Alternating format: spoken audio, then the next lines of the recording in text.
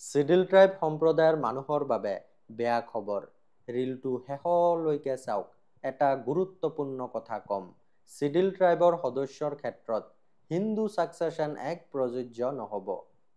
কাৰণ হিন্দু ছাকচেছন এক্টৰ section 2 sub clause 2 কয়, সংবিধানৰ আৰ্টিকেল 366 ক্লজ 25ৰ অধীনত অহা চিডিল ট্ৰাইবৰ সদস্যৰ ক্ষেত্ৰত এই আইনত থকা কোনো কথা প্ৰযোজ্য নহ'ব।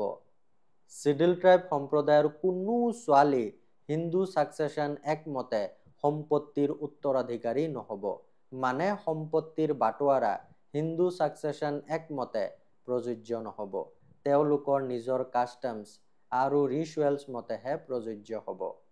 8 অক্টোবৰ 2025ত সুপ্ৰিম কোৰ্টে নাৱাং and another versus Bahadur and others কেছত এই ৰায় দিয়ে। এতিয়া কথাটো হ'ল, চিডিল ট্ৰাইব সম্প্ৰদায়ৰ কোনো মানুহে কোৰ্টত নিজৰ অধিকাৰ বিচাৰি হিন্দু ছাকচেছন এক্টৰ সুবিধা ল'ব নোৱাৰিব।